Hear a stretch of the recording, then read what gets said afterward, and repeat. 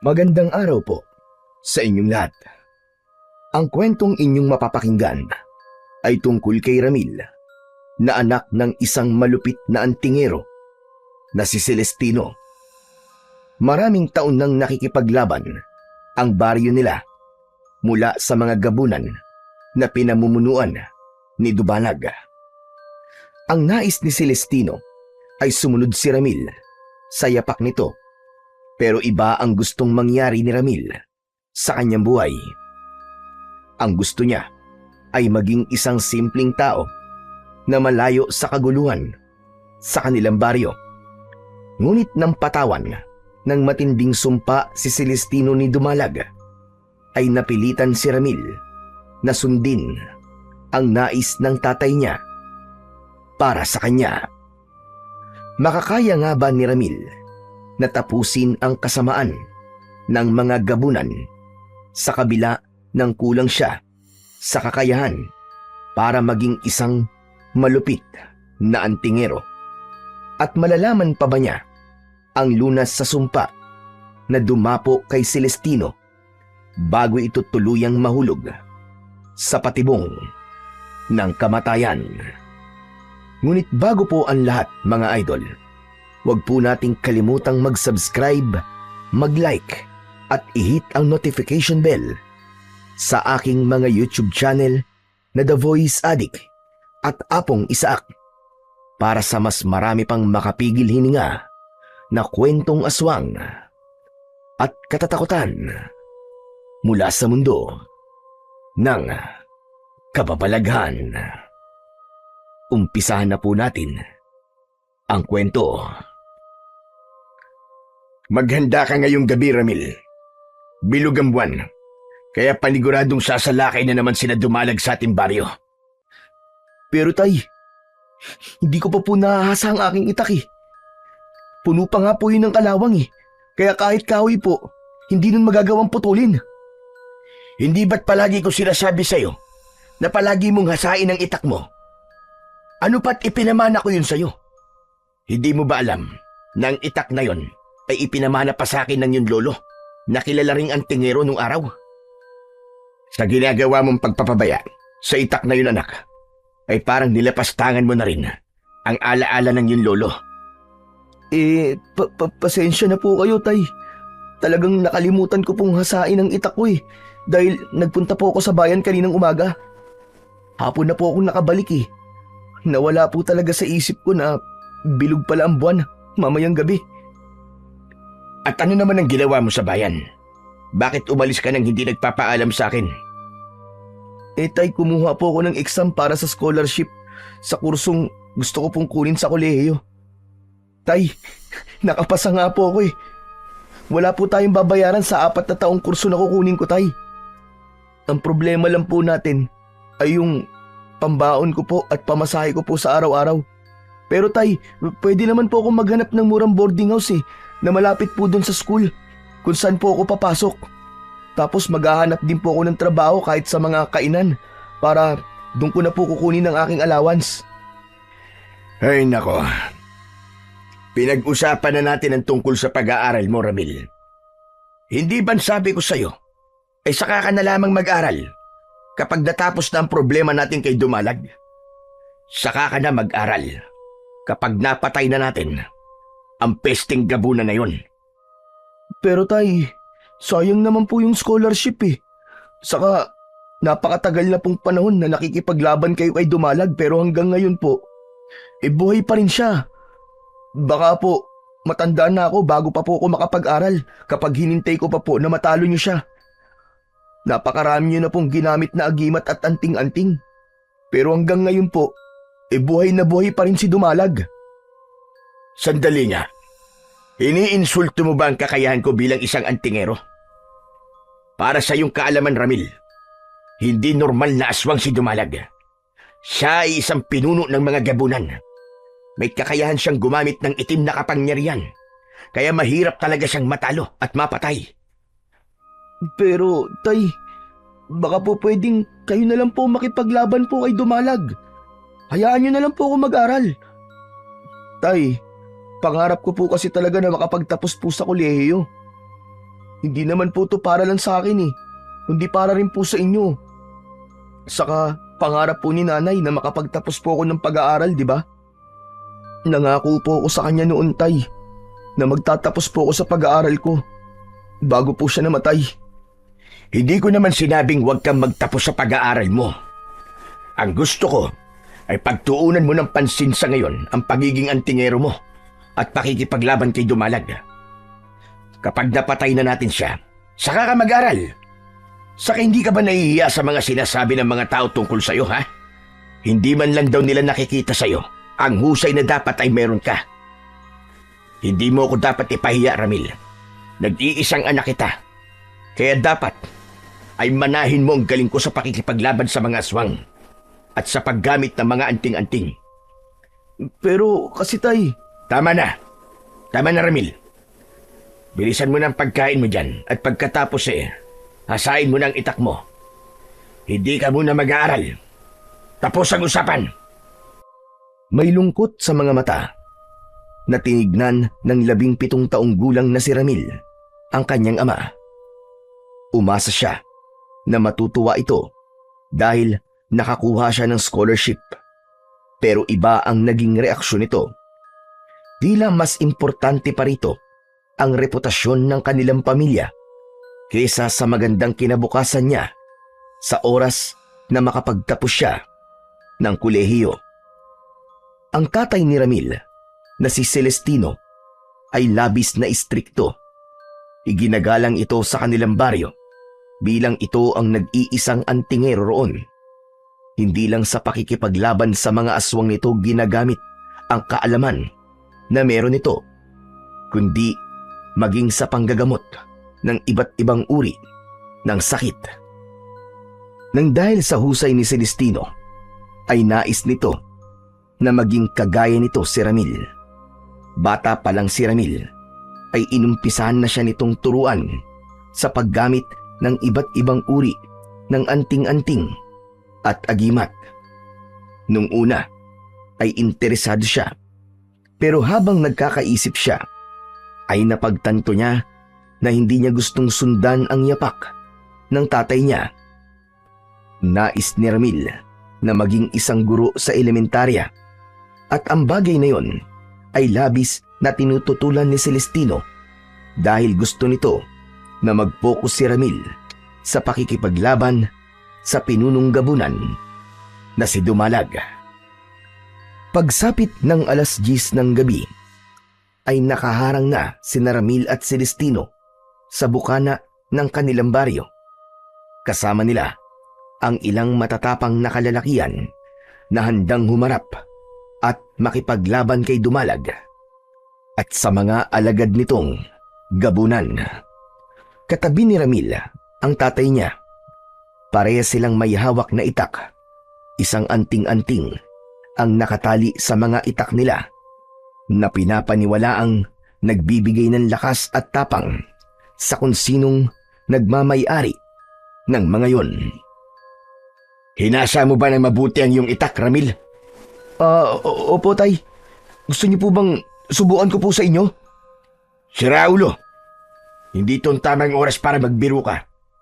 Nasa isang seryosong sitwasyon tayo ngayon. Masama po bang magbiro? Pinapagaan ko lang naman po ang sitwasyon natin, tay. Saka, sigurado po ba kayong darating sila Dumalag ngayon? Kanina pa po tayo naghihintay dito Pero, hindi ko pa po sila nararamdaman. Sigurado akong darating sila. Hindi mo ba napansin? Sa mga nakalipas na pag-atake ni na Dumalag, ay umaatake sila tuwing bilog ang buwan. Maging matyaga ka lang sa paghihintay at talasan mo mabuti ang iyong pakiramdam. Hinigpitan ni Ramil ang pagkakahawak sa kanyang itak. Iginala niya ang kanyang mga mata sa kadilimang nasa kanilang unahan. Inasahan niya na anumang sandali ay darating na sila Dumalag at magsisimula na ang kanilang pakikipaglaban. Ngunit lumipas ang ilang oras, pero kahit anino ng mga gabunan ay wala silang nakita hanggang sa unti-unti nang lumitaw ang araw sa silangan Tay, sumisikat na po ang araw ah. Pwede na po siguro tayong umuwi. Tignan niyo po ang mga kasama natin oh. Kawawa naman po sila. Mukhang inaantok na po eh. Tama ka, anak. Hindi na nga darating ang ating mga kalaban. Tumayo si Celestino sa harapan ng lahat at saka yun nagsimulang magsalita ng malakas upang marinig ng lahat. Mga kasama, ngayon ay maaari na kayong umuwi sa inyong mga bahay para matulog at magpahinga. Malapit nang sumapit ang umaga at malabo nang dumating pa sina Dumalag. Pero wag ninyong isipin na nasayang ang ating ginawa simula kagabi. Maganda na nasisiguro natin na ligtas ang ating baryo. Patuloy kayong magsanay sa pakikipaglaban at magkikita tayo muli sa susunod na kabilugan ng buwan. Isa-isa nang umalis ang mga kalalakian hanggang sina Ramil at Celestino na lamang ang natira sa bukana ng baryo. Napansin ni Ramil na tila nag-iisip ang kanyang ama. Nakatingin ito sa kawalan habang seryoso ang muka. Tay, ayos lang po ba kayo? Nakapagtataka. Bakit hindi sumalakay sila Dumalag kagabi? Inaasahan ko na sasalakay sila dahil bilog ang buwan. Oh, ayaw niyo po ba nun, Tay? Hindi tayo nakipaglaban sa mga gabunan. Ibig sabihin, wala sa atin ang kailangan magbuwis ng buhay. Hindi ka talaga nag-iisip ano? Dahil sa hindi sumalakay kagabi sila Dumalag, ay hindi tayo nagkaroon ng pagkakataon na patayin sila. Ibig sabihin, ay sa susunod na buwan, ay kailangan na naman natin silang labanan. Isa pa, nagtataka rin ako kung bakit hindi sila sumalakay kahit bilog na ang buwan kagabi. Malakas ang kutob ko na mali ang aking naisip na umaatake sila tuwing bilog ang buwan. Teka, ang ibig niyo po bang sabihin, maaaring kahit kailan po ay aatake sila at hindi natin yun mapaghahandaan? Mabuti naman at nag-iisip ka na. Tama ka, Ramil. Kaya kailangan nating kausapin ng mga kalalakihang nakikipaglaban sa mga gabunan. Kailangan kong sabihin sa kanila na gabi-gabi ay dapat magbabantay na tayo sa ating baryo. Pero Tay, hindi po ba mahirap yun para sa kanila kung gabi-gabi po silang magbabantay? Wala silang pagpipilian kundi ang gawin ng bagay na yun, anak. Para naman yung sa kaligtasan nating lahat eh. Isa pa, pwede namang hatiin ng bawat magbabantay. Wala naman akong sinabi na dapat ay lahat magbabantay gabi-gabi. Pero, saka na natin pag-usapan ng bagay na yan. Umuwi na tayo para makapagpahinga na rin tayong dalawa. Mabuti pa nga po. Inaantok na po talaga ako eh. Naunang naglakad si Celestino patungo sa kanilang bahay. Agad namang sumunod dito si Ramil. Kahit paano ay nagpasalamat siya dahil hindi sila nakipaglaban sa mga gabunan nung nakaraang gabi. Kung siya kasi ang masusunod, ay nais niyang mabuhay ng normal at walang mabigat na responsibilidad na pinapasan. Nauunawaan naman ni Ramil si Celestino kung bakit nito nais na mapatay ang pinunong gabunan na si Dumalag. Bata pa lang siya ay umaatake na si Dumalag at ang mga alagad nito sa kanilang baryo sa dahilang hindi niya alam. Basta't ang tanging alam lang niya ay nais patayin ni Dumalag ang ama niyang si Celestino. Simula noon ay ang tatay niya na ang nangunguna sa pakikipaglaban kay Dumalag. Ngunit sa kabila ng tapang at husay ni Celestino ay marami pa ring tao ang namatay nang dahil sa kalupitan ng mga gabunan. Pagdating ni Ramil at Celestino sa kanilang bahay, ay agad na humiga si Ramil sa papag upang doon ay matulog. Ngunit halos 1 oras pa lamang siyang nakakatulog nang gisingin siya ng kanyang amang si Celestino. Pupungas-pungas na bumangon si Ramil kahit nais pa sana niyang matulog. Tay, bakit niyo po ba ako ginising? Mag-iisang oras pa lang po akong nakakatulog eh. Sapat na ang oras ng tulog mo. Sumunod ka sa akin sa labas dahil kailangan natin magsanay. Po, nang ganito po kaaga. Tay naman, baka pwedeng matulog muna tayo. Alam niyo naman pong magdamag tayo naghintay sa mga gabunan kagabi, di ba? Tay, robot po ba kayo? At parang hindi po kayo nakakaramdam ng antok at pagod? Pambira naman yan, oh. Hindi mo talaga siniseryoso ang lahat ng nangyayari sa baryong to, no? Matanong nga kita. Kailan mo mapagtutuunan ng pansin ang pagsasanay mo? Para maging kagaya mo ko, Haramil. Kapag ba namatay na ako? Huwag naman po kayo magsalita ng ganyan, Tay. Matagal pa po bago po kayo mawala. Saka hindi po ba sinabi ko na po sa inyo nun na ayoko pong maging antingero eh. Gusto ko pong maging guro. Gusto ko pong magturo sa mga bata. Tigilan mo na nga ang pangarap mo na yan. Ang pagiging guro ay para lamang sa mga babae. Mali po kayo, Tay. Hindi po ba siya ng kasirayan ng isang tao para maging isa siyang guro? Marami na pong lalaking teacher ngayon. Kahit ano pang sabihin mo, ay hindi mo na mababago ang isip ko. At isa pa, huwag ka na nga marami sinasabi. Sumunod ka na lang sa akin sa likod ng bahay para makapagsimula na tayo sa iyong pagsasanay. Sinasayang mo ang oras ko.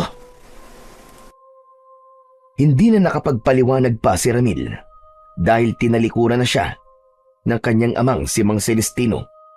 Dere-derecho itong lumabas ng kanilang bahay. Wala nang nagawa si Ramil kundi ang sundan ang kanyang ama. Nang makarating siya sa likod ng kanilang bahay, ay inabot ni Mang Celestino kay Ramil ang itak. May hawak ding itak si Mang Celestino at tumayo ito na parabang anumang sandali ay aatakihin nito si Ramil. At yun na nga, mabilis na umatake si Mang Celestino kay Ramil. Tatagain sana siya nito, pero mabilis na naisangga ni Ramil ang kanyang itak. Nagulat siya nang bigla siyang sinuntok ni Mang Celestino sa kanyang tiyan.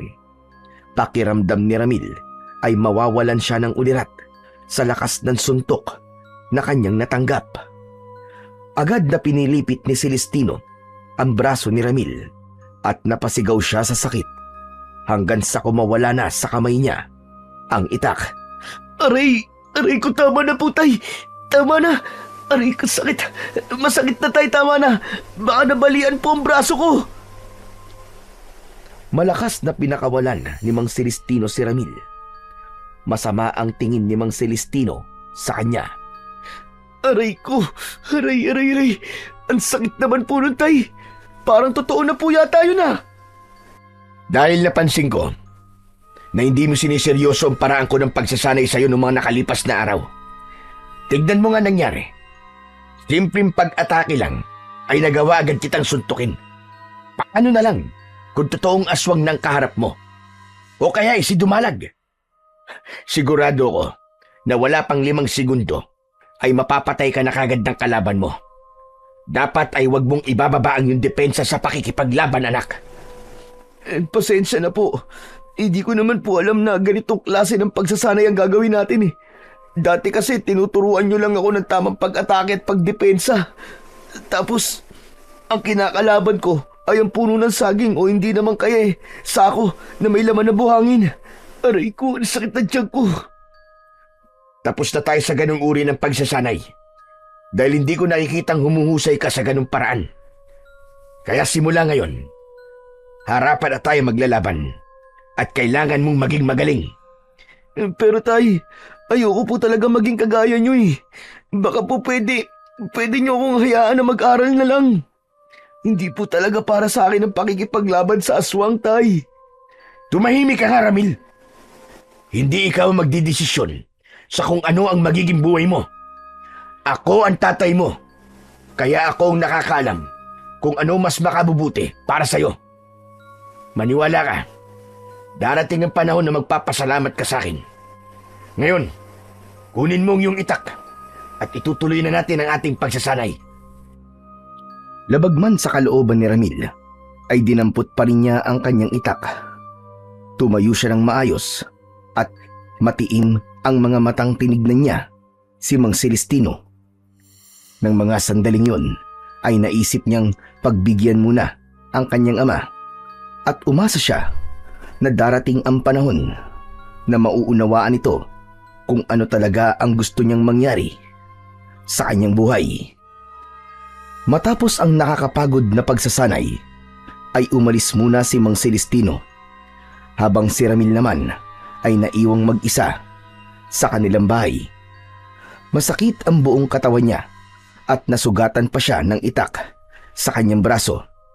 Siya mismo ang naglinis at naglagay ng benda at gamot sa sugat niya. Habang nakaupo si Ramil sa labas ng kanilang bahay, ay dumating ang kaibigan niya na si Carding. Nakangiti yung lumapit sa kanya. Uy pare, ano? Kumusta ang pakikipaglaban nyo kina Damulag kagabi? Uy, teka. Sugat ba yung nasa braso mo? Kaya may benda ka? Kinagat ba yan ng isa sa mga gabunan? Sayang naman. Hindi ko napanood ang pakikipaglaban nyo. Nakatulog kasi kagad daw kagabi. Uy, ano na? Bakit ang tahimik mo dyan? Magkwento ka naman, bilis! Ay, Carding, walang pakikipaglaban sa mga gabunan na nangyari kagabi. Ano ka mo? Bakit naman wala? Hindi ba bilog ang buwan kagabi? Naku po, ibig sabihin, aatake na naman sila Dumalag sa susunod na pagbilog ng buwan. Kasi hindi niyo pa siya napapatay. Wala talaga, Carding, wala. Magdamag kaming naghintay at nagbantay hanggang sa sumapit ang madaling araw. Pero kahit isang gabunan, walang dumating. Pero ayos lang yun kasi hindi kami napagod sa pakikipaglaban at walang buhay ang nawala. Kahit hindi kayo nakipaglaban kagabi, bakit may sugat ka dyan sa braso mo? Si tatay ang may gawa nito. Ano ka mo? Paano si Mang Celestino may gawa niyan kung bakit may sugat ka sa braso? Nagsanay kasi kami kanina tapos talagang naglaban kami gamit ang aming kanya-kanyang itak. Kaya yun, nasugatan niya ako ng di sinasadya. Ay nako, grabe na pala talaga ang pagsasanay na ginagawa mo ha. Kung ako siguro yan, baka matagal na akong sumuko. Buti na lang talaga at hindi ako anak ng isang antingero o kaya inang manunugis. Ayos na sa akin ang anak ako ng magbubuko. Kaya heto, umaakit ako ng nyug bilang trabaho. Mas okay na rin yun sa akin kesa naman sa nakikipaglaban ako sa mga gabunan, di ba? Saka, gusto ko naman talaga ang trabaho ko eh. Nag-e-enjoy ako sa ginagawa ko. Pare, tanong lang, anong pakiramdam na nagagawa mo ang gusto mong gawin? Yung pwede mong sundin kung anong gusto mong gawin sa buhay mo? Siyempre, masaya. Saka masarap sa pakiramdam na hinahayaan ako ng mga magulang ko kung anong gusto kong gawin. Nag-iipon na nga sila ngayon ng pera para makapag-aral ako sa kolehiyo eh. Gusto ko kasing kumuha ng kahit 2 taong kurso sa pag-aaral ng computer. Alam mo na, iba pa rin kapag nakatapos ka sa kolehiyo, di ba? Mabuti ka pa, Carding. Nagagawa mo ang gusto mo. Ako kasi, gusto ko talagang maging isang teacher. Pero ayaw ni tatay eh. Gusto ko mag-aral sa kolehiyo, pero ang sabi niya ay pagtuunan ko muna daw ng pansin ang pakikipaglaban namin kay Dumalag. Saka na raw ako mag-aral kapag napatay na namin ang pinuno ng mga gabunan. Ayaw mo ba nun? Kapag natalo niyo na si Dumalag, tatatak ang pangalan mo sa kasaysayan ng ating baryo hanggang sa mga susunod na henerasyon ay maaalala kayo ng mga tao dito. Kumbaga magiging isa kang bayani, Chong. Sisikat ka at hahangaan ng lahat. Ang astig kaya nun. Hindi naman kasi ganun ang buhay na gusto ko eh. Tsaka wala akong planong sumikat, Chong. Ang tanging gusto ko lang ay isang normal na buhay. Yung hindi ako natatakot na baka isang gabi ay bigla na lamang akong papatayin ng kung sinong aswang. Kasi isa akong manunugis at malaking banta sa kanila. Naiintindihan naman kita sa sentimiento mo, Chong. Pero siguro nga ay tama si Mang Celestino. Kailangan mo muna mag-focus sa pakikipaglaban kay Dumalag. Nakasalalay kasi sa kamay niyong kaligtasan nating lahat eh. Habang buhay pa kasi si Dumalag, hindi magkakaroon ng katahimikan dito sa lugar natin. Ilang taon na tayong nabubuhay sa takot, aba. Dahil sa mga pesting gabunan na yun. Ewan ko ba, Karding? Pero hindi talaga ganitong buhay ang gusto ko para sa akin eh. Sana naman ay dumating ang panahon na maiintindihan ako ni tatay at hahayaan niya ako na gawin kung ano ang gusto kong mangyari sa buhay ko. Isang malalim na paghinga ang pinakawalan ni Ramil. Naisip niya na buong buhay niya ay wala siyang ginawa kundi ang sumunod kay Mang Celestino. Kahit ayaw niyang maging manunugis ng mga aswang at antingero, ay sinunod niya pa rin ito dahil ayaw niya na magalit ito sa kanya.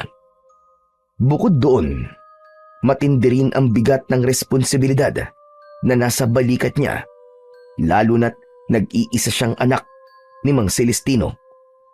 Iniisip ng lahat na magiging kagaya siya ng kanyang ama at magiging kasing tapang at husay siya nito pagdating sa pakikipaglaban sa mga aswang. Nang umalis na si Karding, ay nagsimula ng magluto si Ramil ng pananghalian. Nagprito siya ng isda at nagluto ng instant noodles. Kasabay nun ay nagsaing na rin siya.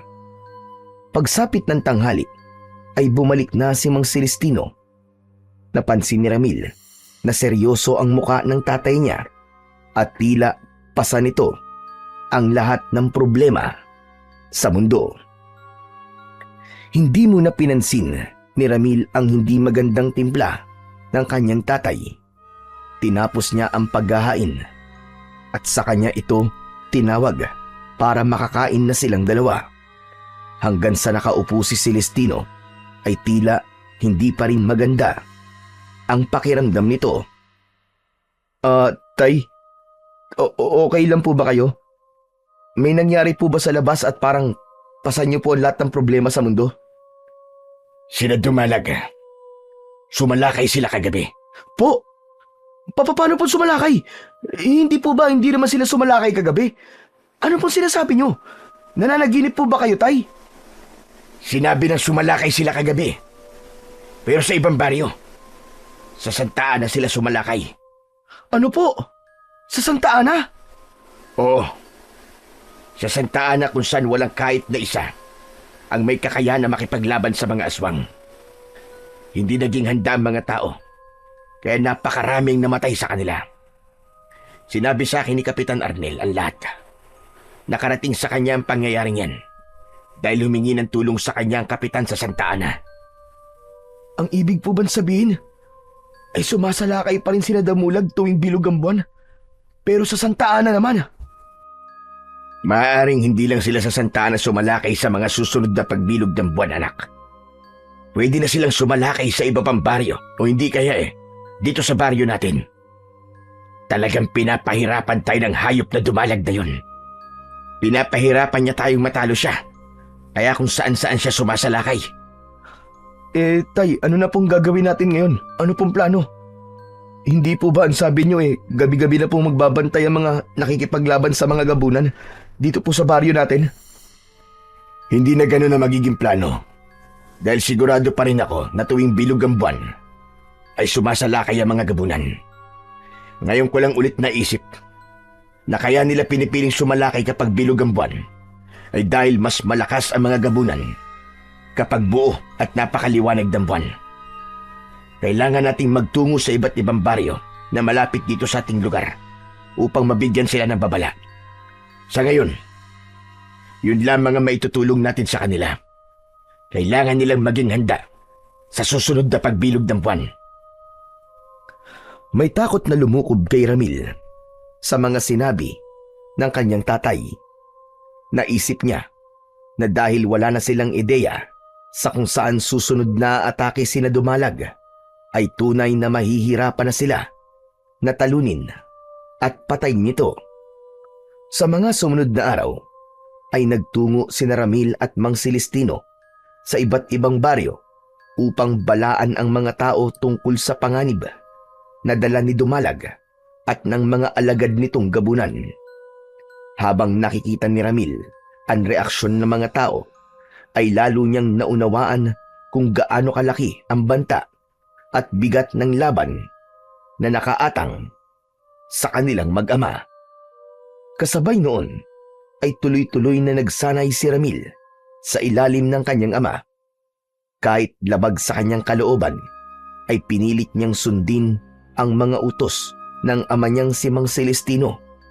Araw-araw ay pinapasan niya ang hirap ng pagsasanay sa paggamit ng mga agimat at orasyon at maging sa pisikal na pakikipaglaban.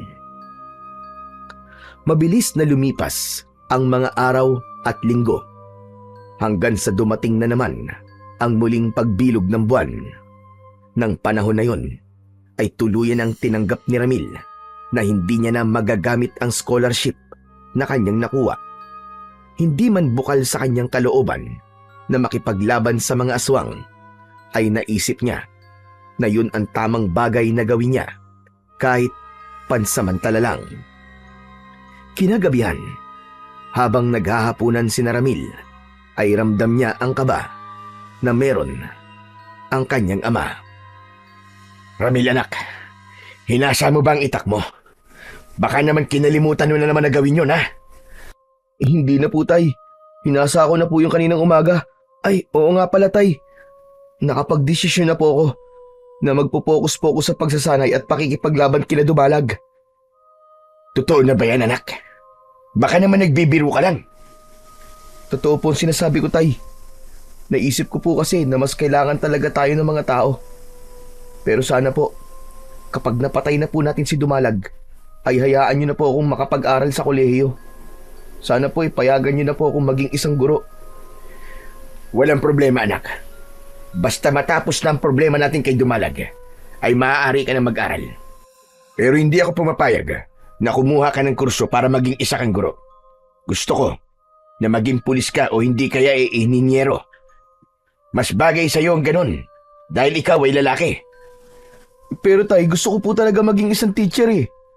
Gusto mo ba magtalo pa tayo ngayon, anak? Sinabi ko ng pambabae lang ang pagiging guro eh.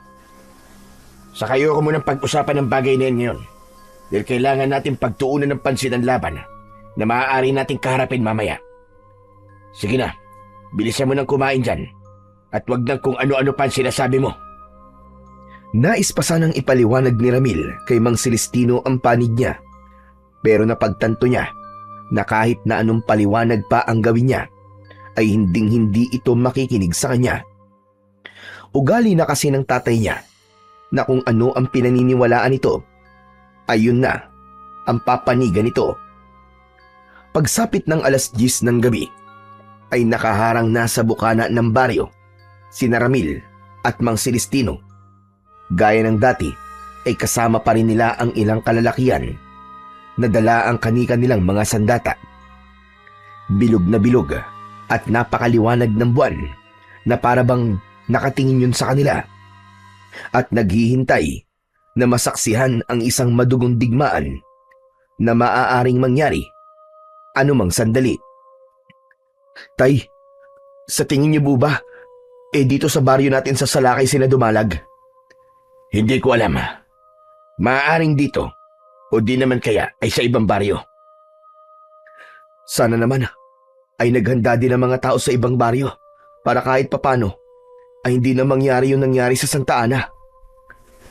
Sinabihan na natin sila kung ano ang pwedeng mangyari ngayong gabi. Nasa sa kanila na yon kung maniniwala sila at gagawa ng hakbang para protekta ng kanilang mga sarili. Sa ngayon, kailangan natin protekta ng ating baryo dahil ako naman talaga ang pakay ni Dumalag. Alam niyo po, ang tagal niyo na pong nakikipaglaban kay Dumalag. Ang sabi niyo po ay gusto niya kayong patayin pero hanggang ngayon ay hindi ko pa rin po alam ang totoong dahilan kung bakit niya po yun gustong gawin sa inyo. Ang tagal niyo na pong nakikipaglaban pero hanggang ngayon ay hindi niyo pa rin sinasabi sa akin ang totoong dahilan kung bakit po kayo gustong patayin ni Dumalag. Hindi pa ba malinaw sa iyo ang lahat, anak? Hindi mo ba naiisip na kaya ako gustong patayin ni Dumalag dahil isa akong malaking tinik sa lalamunan niya? Alam niya na ako ang pinakamatindi niyang kalaban, kaya malamang na nais niya akong mawala.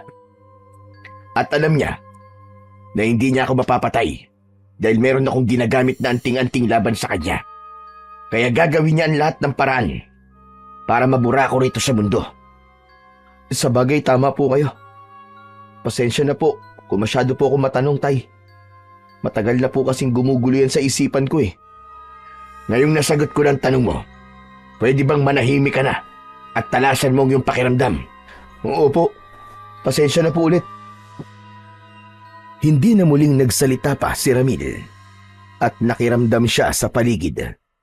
Wala siyang nararamdamang hindi maganda at tila normal naman ang lahat. Pero hindi siya nagpakampante.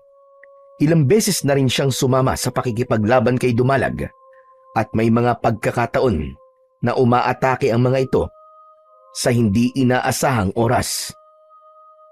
Lumipas ang 2 oras pero wala pa ring mga gabunan ang dumarating. Bahagya ng nakaramdam ng pagkainip si Ramil. Nangangalay na ang kamay niya sa paghawak sa kanyang itak na sa totoo lang ay merong kabigatan. Tay, parang hindi naman aatake rito sina Dumalag. Hating gabi na, di ba?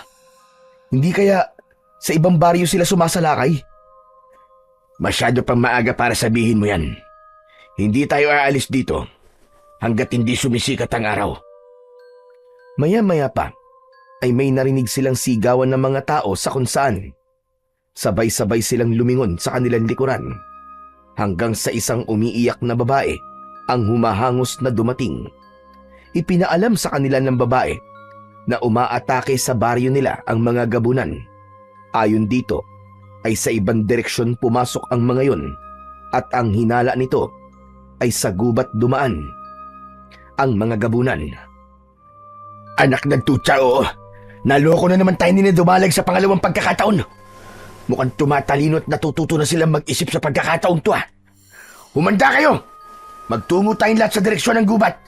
Lumaban tayong lahat sa abot ng ating makakaya. Sabay-sabay na tumakbo si Ramil sa direksyon ng gubat na nasa dulong bahagi ng baryo. Sa kabila ng takot at kaba dahil sa walang kasiguraduhan ang mangyayari sa gabing yon, ay pilit pa rin nilakasan ni Ramil ang kanyang kalooban. Hindi nagtagal ay narating na nila ang parte ng baryo kung saan umaatake ang mga gabunan. Ang mga yon ay mga nakakatakot na uri ng aswang na may napakaitim na balat at mahabang puting buhok. Ang mga mata ng gabunan ay purong puti. Merong matutulis na kuko ang mga yon na ginagamit ng mga ito sa pag-atake. Ramil, sumama ka sa mga makikipaglaban. Yung iba naman ay iligtas sa mga tao at dalhin sila sa isang ligtas na lugar. Agad na kumilos si Ramil at ang mga kalalakihan. Buong tapang na hinarap ni Ramil ang isang gabunan. Tinaga niya ito sa balikat at saka sinaksak sa tiyan, habang ang iba naman ay nagsimula na ring makipaglaban, kabilang si Mang Celestino. At sa gitna ng kanilang pakikipaglaban ay dumating na si Dumalag. Mas matangkad si Dumalag kumpara sa mga alagad nitong gabunan at mas nakakahindik ang itsura nito.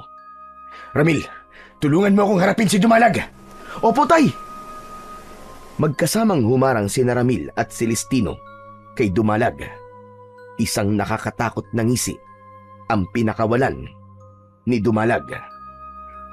Kayong mag-ama na naman ang haharap sa akin. Hindi ba kayo napapagod na ilang beses nyo na akong pinagtutulungan, ngunit hanggang ngayon ay hindi pa rin kayo nagtatagumpay na ako ay paslagin? Hindi sa gabing ito. Sisiguraduhin kong mamamatay ka na ngayong gabi, Dumalag. Naunang sumugod si Mang Celestino kay Dumalag. Habang tumatakbo ito, ay hawak nito ang nakasabit na anting-anting sa leeg nito. Nagawa nitong tagain si Dumalag sa braso. Napaiktad si Dumalag sa sakit. Ngunit agad nitong tinulak si Mang Celestino at tumilapo nito sa lupa. Si Ramil naman ang umatake sa pinunong gabunan.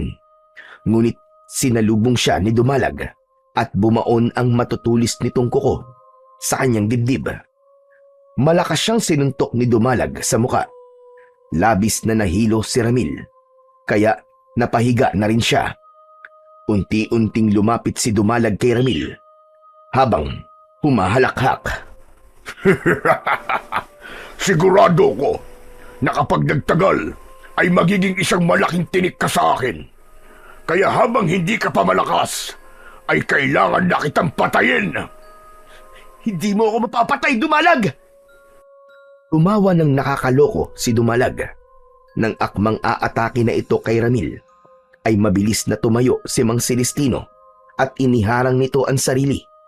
Dinakma ni Dumalag sa leeg si Mang Celestino at walang kahirap-hirap nitong iniangat ito sa lupa. Pakawalan mo ang tatay ko! Hayop kang gabunan ka! Pinilit ni Ramil na tumayo pero hindi siya nagtagumpay. Labis ang panghihina niya dahil sa lalim ng sugat sa kanyang dibdib. Sa kabila ng sitwasyon ni Mang Celestino ay hindi ito nagpakita ng takot kay Dumalag. Sa tingin mo ba ay magagawa mo akong patayin? Baka nakakalimutan mo na meron akong anting-anting laban sa iyo. Tama ka, Celestino. Hindi nga kita mapapatay. Kahit ang sugatan ka ay hindi ko magagawa. Pero ano ba tingin mo sa akin? Hindi nag-iisip? Ano ba sinasabi mo?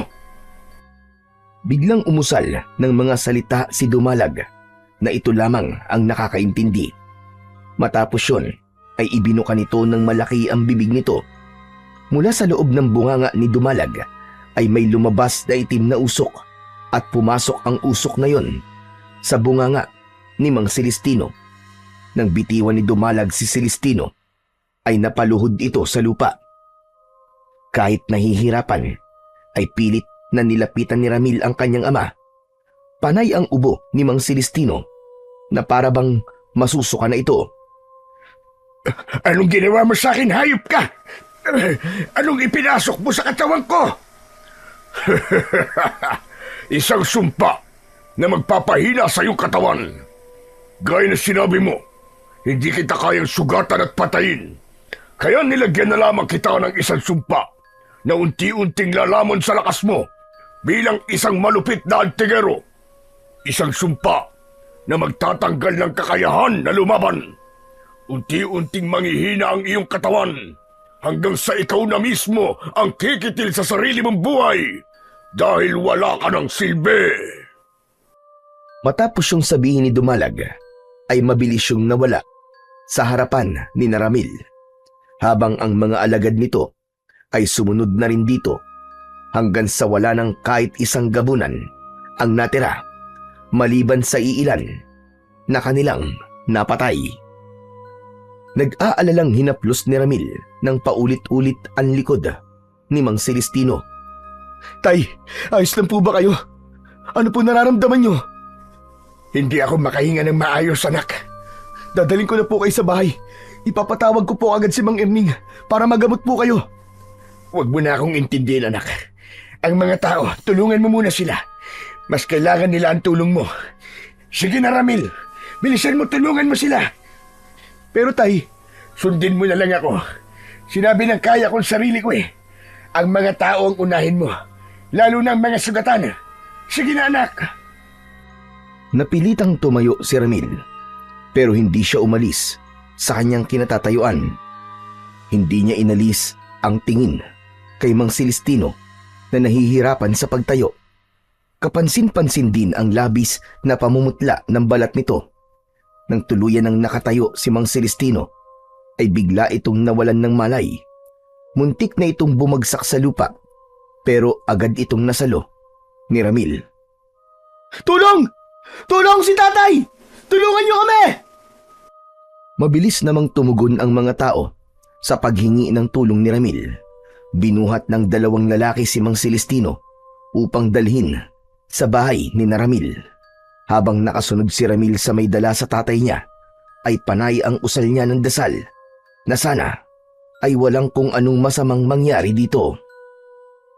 Agad na ipinatawag ni Ramil ang albularyo sa kanilang baryo na si Mang Erning.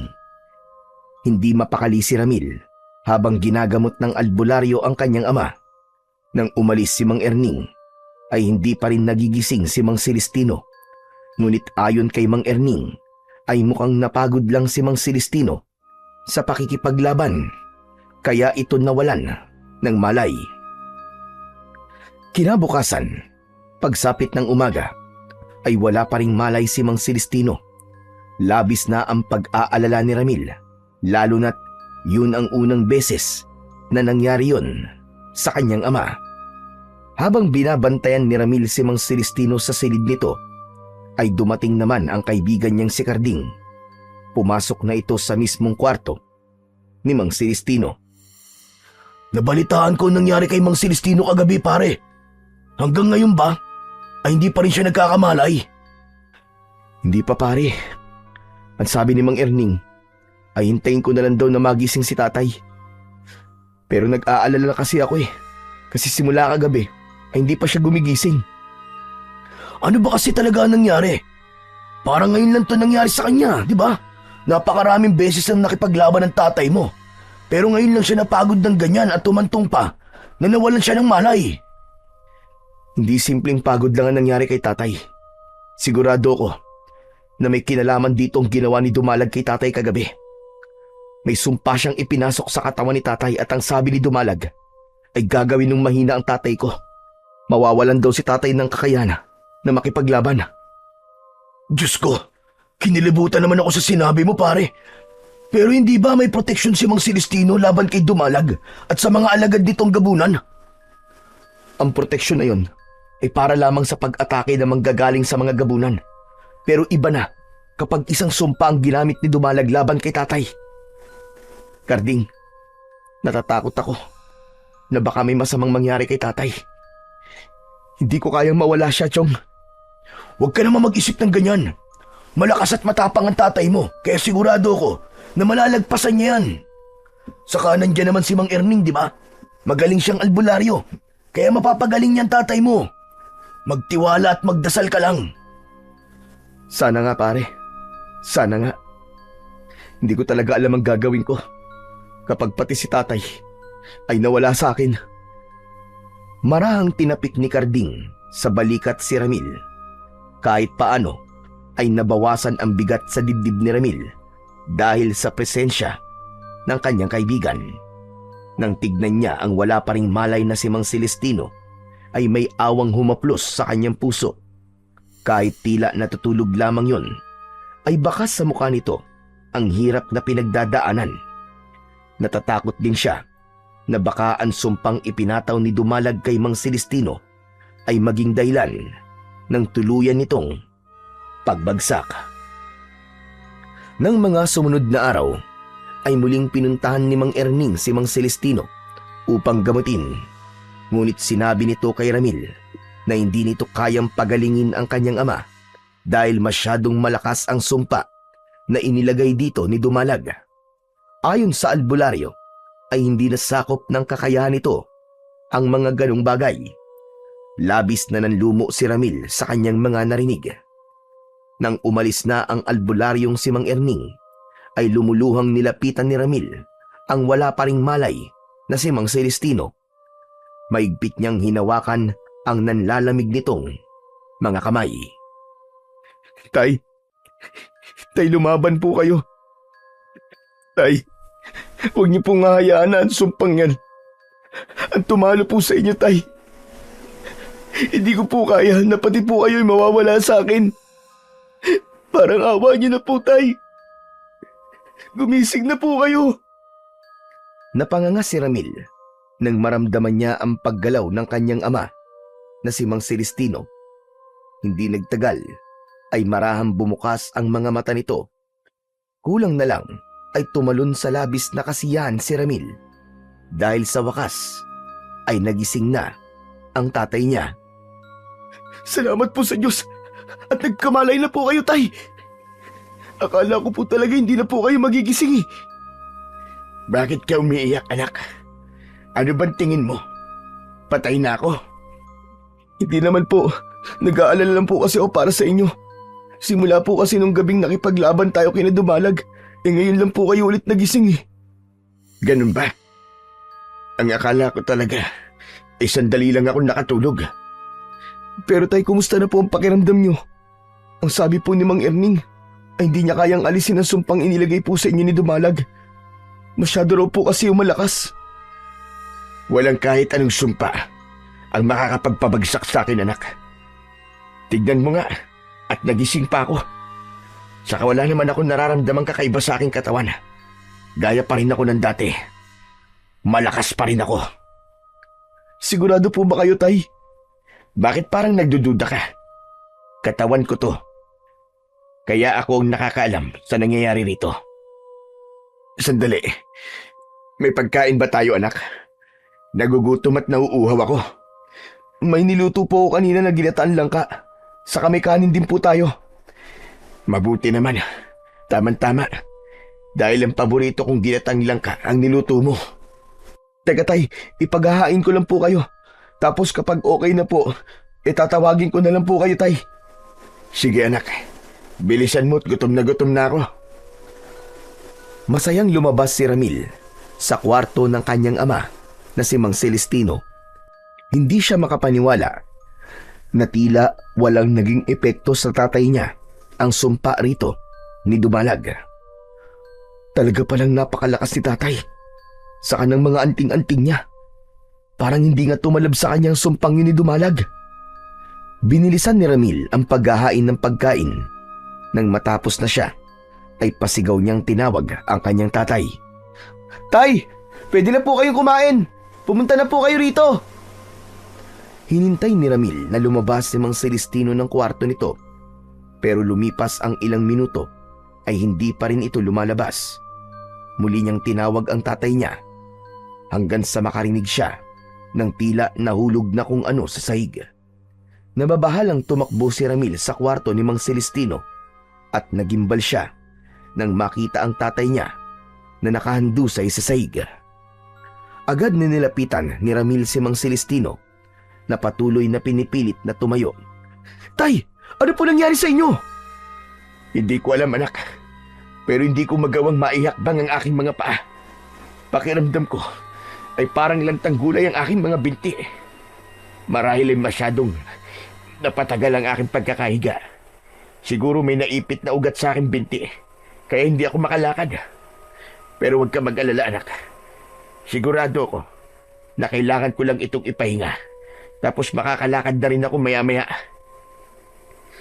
Pero hindi po kaya yan po ang epekto sa inyo ng sumpa ni Dumalag? Hindi kaya unti-unti na itong kumakalat sa inyong katawan? Hindi totoo yan, Ramil. Sinasabi mo ba na dahil sa sumpang yun ay hindi na ako makakalakad? Tay, baka po kasi yun ang isa sa mga epekto ng sumpa eh. Hindi po ba sinabi ni Dumalag na mawawalan po kayo ng kakayahan na makipaglaban? Tumahimik ka nga. Hindi totoo mga sinasabi mo. Hindi ako pwedeng mawalan ng kakayahan na makapaglakad. Ako ang pinakamahusay at matapang na antingero sa baryong ito. Hindi to pwedeng mangyari sa akin. Tay, huminahon lang po kayo. Tatawagin ko lang po si Mang Erning. Baka mabibigyan niya ng lunas ang nangyayari sa inyo. Bilisan mo, anak. Hindi ako pwedeng magtagal ng ganito. Nagmamadaling umalis si Ramil ng bahay nila. Tumakbo siyang nagtungo sa bahay ni Mang Erning at sinabi niya rito na nagising na ang tatay niya, ngunit hindi naman ito makalakad. Sumama si Mang Erning kay Ramil at agad nitong tinignan si Mang Celestino. May mga ginawang orasyon at kakaibang uri ng panggagamot ang albularyo, pero sa huli ay nabigo ito. Diretsang sinabi ni Mang Erning kay Mang Celestino na ang pagkawala ng kakayahan nitong makapaglakad ay bahagi ng sumpa ni Dumalag at yun ay umpisa pa lang. Nagbabala ang albularyo na dapat ay maging handa si Mang Celestino sa iba pang hindi magagandang bagay na maaaring mangyari sa tatay niya. Nang umalis muli si Mang Erning ay nakita ni Ramil sa unang pagkakataon na nanghihina ang kanyang ama. Nakahiga ito sa papag habang nangingilid ang luha. Umupo si Ramil sa gilid ng papag. Huwag po kayo mag-alala dahil maghahanap po ako ng ibang albularyo na pwede pong gumamot sa inyo. Naniniwala po ako na babalik ang dati niyong lakas, Tay. Masyado kong minaliit si Dumalag. Hindi ko akalain na kaya niyong gumawa ng ganitong uri ng sumpa. Paano kung muli silang umatake sa baryo natin? At sa susunod na pagbilog ng buwan, paano ko pa may pagtatanggol ang mga tao rito? Ako ang inaasahan nilang poprotekta sa kanila. Pero tignan mo, sa tingin mo ba, ay magagawa ko pa makipaglaban kung kahit pagtayo ay hindi ko magawa? Huwag niyo po munang isipin ang pakikipaglaban sa mga gabunan, Tay. Ang kailangan niyo po ay magpahinga. Isa pa, nandito naman po ako eh. Ako po muna ang mangunguna sa pakikipaglaban. Nagpapatawa ka ba, Ramil? Tignan mo nga. At nagawa kang sugatan ni Dumalag sa iyong dibdib sa kabila ng napakahabang taon na sinanay kita sa pakikipaglaban. Yan ba ang sinasabi mo mangunguna? Huwag mo akong pinapatawa, Ramil. Nahihiyang napayuko si Ramil. Labis ang panliliit na kanyang naramdaman sa sinabing yon ng kanyang ama. Ngunit inintindi na lang niya na may hindi ito magandang pinagdadaanan, kaya ito nakapagsalita ng masakit sa kanya. Nang mga sumunod na araw, ay naghanap si Ramil at Karding ng ibang albularyo. Nagtungo sila sa iba't ibang baryo upang hanapin ang manggagamot na sa tingin nila ay may kakayahang alisin ang sumpa ni Dumalag kay Mang Celestino. Marami naman silang nakita at nakilala. Lahat ng yon ay sinubukang gamutin si Mang Celestino, ngunit kahit isa sa mga yon ay walang nagtagumpay. Habang lumilipas ang araw, ay unti-unting nakita ni Ramil ang epekto ng sumpa ni Dumalag kay Mang Celestino. Nagsimulang bumagsak at mamayat ang katawan nito. Sa loob lamang ng isang linggo ay tila tumanda na ito ng ilang taon. Hindi na rin ito halos makagalaw sa higaan nito. Sa kabila ng kalunos-lunos na nangyayari kay Celestino, ay hindi ipinakita ni Ramil na naaawa siya rito. Alam niya kasi na mataas ang tingin ng tatay niya sa sarili nito at isa sa pinakaayaw nito ang kinaaawaan. Isang araw, binisita si Ramil ng kaibigan niyang si Karding. Nag-usap ang magkaibigan sa likod ng bahay. Pare, kumusta na pala si Mang Celestino? Palala ng palala ang nangyayari kay tatay, pare. Sa totoo lang, hindi ko na alam ang gagawin ko eh. Halos lahat ng mahuhusay na albularyo ay sinubukan ng gamutin si tatay. Pero wala man lang kahit isa ang nakapagpagaling sa kanya. Huwag ka mawalan ng pag-asa. May awa ang Diyos. Sigurado ako na makakahanap din tayo ng lunas sa sumpang yun ni Dumalag. Sana nga, pare. Naawa na kasi ako kay tatay. Kahit pagsasalita, parang nahihirapan na siya. Hindi ako sanay na nakikita siyang ganun eh. Sanay ako na nakikita ko siyang malakas at nakakakilos ng maayos. Nakakalungkot talaga ang nangyayari sa tatay mo. Ay, oo nga pala. Ilang linggo na lang ay kabilugan na naman ng buwan. Kinausap mo na ba mga nakikipaglaban sa mga gabunan na ikaw muna ang mamumuno sa kanila? Kinausap ko na sila kahapon. Pero pakiramdam ko hindi nila sineryoso mga sinabi ko. Naiintindihan ko naman yun kasi kahit ako, alam ko na hindi ko kayang pangunahan ng pakikipaglaban sa mga gabunan. Sa tingin ko nga, mas magaling pa sa akin yung mga kalalakihan na tumutulong sa amin sa pakikipaglaban kay Dumalag. Huwag mo nga sabihin yan, Chong. Masyado mo namang minamalit ang sarili mo. Siguro sa ngayon ay hindi ka pa talaga kasing galing ni Mang Celestino. Pero konting practice lang yan. Magiging magkapantay na kayo. Saka imposibleng hindi ka maging magaling na antingero at manunugis kasi anak ka ni Mang Celestino. Kaya kaibigan kita Napakagaling mo mambola. Uy, hindi ako nambobola, no? Nagsasabi lang ako ng totoo. Yung ibang tao lang naman ang inip na maging magaling ka kagad na para bang napakadaling maging kagaya ni Mang Celestino. Magsasalita pa sana si Ramil nang marinig niya ang malakas na pagsigaw ni Mang Celestino mula sa loob ng bahay. Nagmamadaling pinuntahan ni Ramil ang tatay niya sa silid nito habang nakasunod sa kanya si Karding. Tay, bakit po? May kailangan po ba kayo? Itayo mo ko. Kailangan natin magsanay. Hindi pwedeng walang nagsasanay sa'yo dahil hindi ka magiging kasing galing ko. Kunin mo ang itak ko. Bilisan mo, anak. Pero tay, Hindi po muna nyo maaaring gawin yan eh. Huwag po kayong mag-alala. Sa sandaling gumaling na po kayo, ay magsasanay po ulit tayo. Nangangako po ako na siseryosohin ko na ang lahat para maging katulad nyo po ako. Pakiramdam ni Ramil ay nadurog sa napakaraming piraso ang puso niya nang biglang humagulgol si Mang Celestino. Wala na. Wala na akong silbi sa baryong ito. Hindi ko na kayo kayang protektan mula sa mga gabunan. Mas mabuti pa siguro na mamatay na lang ako kaysa makita ko ang aking sarili na nakahiga sa pesteng papag na ito. Sana'y mamatay na lamang ako. Tay, wag po kayo mawala ng pag-asa. Makakahanap din po tayo ng lunas sa sumpang yan. Ano ba lunas ang sinasabi mo? Ilang albularyo na ba sinubukan akong gamutin? Hindi ba't hindi mo na mabilang? Pero kahit isa sa kanila, kahit isa ay walang nagawa para pabutihin ang aking kalagayan. Pakiramdam ko, habang tumatagal ay pahina ako ng pahina. Siguro nga ay tama si Dumalag. Mas mabuti pa na mamatay na lang ako. Tay, kapag hinayaan niyo po mamatay kayo, ay matutuwa po si Dumalag dahil nagtagumpay siya sa gusto niyang mangyari. Hindi ba sabi niya, ay ang sumpang yan ang magiging dahilan para gustuin niyo na mawala na lang? Gusto niyo bang mangyari ang sinabi niyang yun, Tay? Nagpatuloy sa pag-iyak si Mang Celestino. Nahahabag na hinawakan ni Ramil ang payat at halos butot balat ng kamay ng kanyang ama. Diretso siyang tumingin sa mga mata nito. Nangangako po ako sa inyo, Tay, nagagaling kayo. At nangangako rin po ako na gagawin ko ang lahat para gawin ang mga bagay na hindi nyo muna magagawa dahil sa sitwasyon nyo ngayon. At isa na po roon, ang pagharap at pakikipaglaban kay Dumalag. Marahang tumango si Mang Celestino habang walang patid ang pag-agos ng mga luwa nito.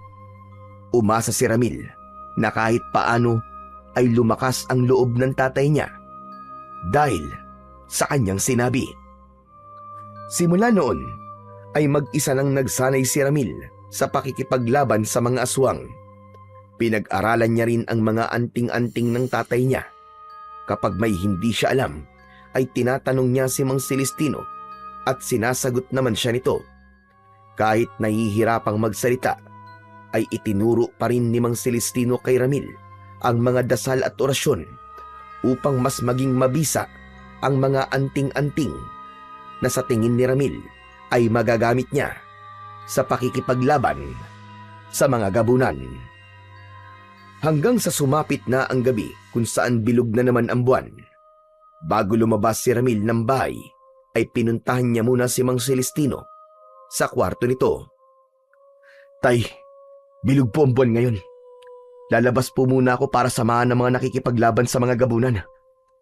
Sigurado ka ba na kaya mo silang pamunuan, anak? Yung totoo po, hindi po talaga, Tay. Ramdam ko po na hindi ko pa nakukuha ang tiwala nila. Pero susubukan ko po. Ako ang dapat na gumagawa ng gagawin mo ngayong gabi, anak. Kung hindi lang sana ako tinablan ng sumpa ni Dumalag, ay kasama mo kong haharap sa kanila. Nakakahiya rin sa mga kasama natin sa pakikipaglaban dahil ito ang unang beses na hindi niyo ako makakasama. Tay, naiintindihan ka po nila. Kaya wala kang dapat po na ikabahala. Sige po, aalis na po ako. Darating po pala mamaya dito si Karding para bantayan po kayo. Sige anak, mag-iingat ka. Ipagdarasal ko na lang na magtagumpay ka. Nakangiting tumango si Ramil at saka siya tuluyang lumabas ng silid na yon. Kinuha na niya ang kanyang itak at ipinulupot niya sa hawakan nun ang isang anting-anting.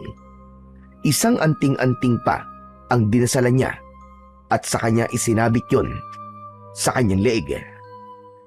Pagbukas ni Ramil sa pinto, ay sakto nakakatok na sana si Karding. Uy, sakto pala ang dating ko. Mukhang paalis ka na, Chong. O paano? Ikaw na munang bahala kay tatay, ha? Huwag mo siyang pababayaan. Huwag ka mag-alala. Nasa mabuting kamay ang tatay mo. Basta mag-iingat kayo, pare, ha. Sana naman ay hindi umatake ngayong gabi sina Dumalag. Matapos yun, ay umalis na si Ramil. Nagpunta siya sa liwasan kung saan nagtitipon ang mga kalalakihang makikipaglaban sa mga gabunan. Nang makita siya ng mga yon, ay nagkaroon ng bulungan. Muling naramdaman ni Ramil ang kawalan ng tiwala ng mga yon sa kanya. Tumayo si Ramil sa harapan ng lahat. Tumahimik siya upang kunin ang atensyon ng mga kalalakihan, pero kahit isa ay wala man lang tumingin sa kanya. Naisip ko na hindi na lang tayo sa bukana magbabantay simula ngayong gabi, mga kasama. Hahatiin ko kayo sa 2 grupo. Isang grupo magbabantay sa bukana at ang isa naman ay sa dulo kung saan dumaan ang mga gabunan nung huli. Huminto muna si Ramil sa pagsasalita nang mapansin niyang wala pa rin sa kanya ang atensyon ng lahat. Patuloy pa rin ang mga yon sa pagbubulungan. Huminga ng malalim si Ramil. Napagtanto niya na kung magiging mabait ang kanyang pagsasalita ay hindi siya papansin ng mga ito. Kaya naman, inisip niya na sa sandaling yon ay siya ang kanyang ama. Kayong lahat! Inuutusan ko kayong makinig sa akin. Baka nakakalimutan nyo na ako ang pansamantalang namumuno sa inyo. Nagulat ang lahat sa pagsigaw na yon ni Ramil. Doon na tumingin ang mga lalaki sa kanya. Kahit paano ay nagpasalamat si Ramil na sa wakas ay nakuha na niya ang atensyon ng mga ito. Mga kasama, alam ko na hindi niyo ako pinagkakatiwalaan at alam ko rin na hindi pa ako kasing galing ng tatay ko. Pero ngayon, wala tayong ibang aasahan kundi ang isa't isa. Hindi ko sinasabi na kaya kong maging pinuno ninyo kagaya ng aking tatay. Ang gusto ko lang ay itrato niyo ako na kaisa nyo. Iisa ang layunin natin at yun ay ang protekta ng ating baryo. Kaya humihiling ako sa inyo na huwag niyo akong itrato na hindi kabilang sa inyo. Mas lalo nating kailangan mag-aisa dahil hindi natin makakasama si tatay. Kung hindi niyo ako papakinggan, sigurado ako na madali tayo matatalo ni Dumalag. Umigil ang bulungan matapos magsalita ni Ramil hanggang sa isa-isa nang lumapit ang mga lalaki sa kanya upang tanungin kung saang grupo na bibilang ang mga ito. Doon na naramdaman ni Ramil ang pagsunod ng mga yon sa kanya. Halos maluwa siya sa kasiyahan dahil alam niya na naramdaman ng mga ito na mula sa kanyang puso ang mga salitang kanyang binitiwan. Isa si Ramil sa mga sumama sa magbabantay sa bukana ng baryo, habang ang kabilang grupo naman ay sa dulong bahagi. Nanginginig ang kanyang katawan dahil sa labis na kaba. Alam niya na kung sakali na mabigo sila sa gabing yun, ay sa kanya mapupunta ang lahat ng sisi. Kaya naman sa utak niya ay walang tigil ang kanyang pagdarasal at paghingi ng gabay sa Panginoong Diyos. Hanggang sa may kakaibang naramdaman si Ramil. Bumigat ang hangin at tumayo ang balahibo sa kanyang mga braso. Bahagyaring uminit ang suot niya na anting-anting. Mga kasama, humanda kayo. Nararamdaman kong paparating na ang mga gabunan. Hindi nagtagal ay nakita na nila ang mga gabunan na mabilis na sumusugod papunta sa kanilang direksyon. Inihanda ni Ramil ang sarili sa pakikipaglaban. Tawagin niyo ang mga nagbabantay sa dulo! Sabihan niyo na nandito ang ating mga kalaban! Huwag nating hahayaan na makarating mga gabunan sa kabahayan! Bilisan niyo mga kasama! Magsipaganda kayo! Mabilis ang galaw ng mga gabunan at ang matutulis na kuko ng mga yon ay kumikislap sa liwanag ng buwan. Hindi nag-atubili si Ramil. Siya ang unang sumugod habang hawak ang kanyang itak. Agad niyang tinaga sa muka ang gabunan na sumalubong sa kanya.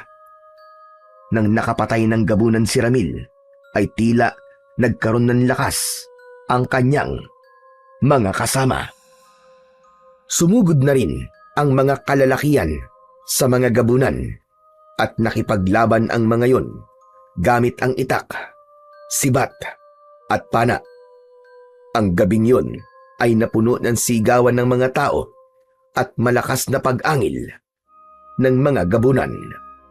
Ngunit sa gitna ng laban ay nakita ni Ramil ang pagdating ng pinuno ng mga gabunan na si Dumalag.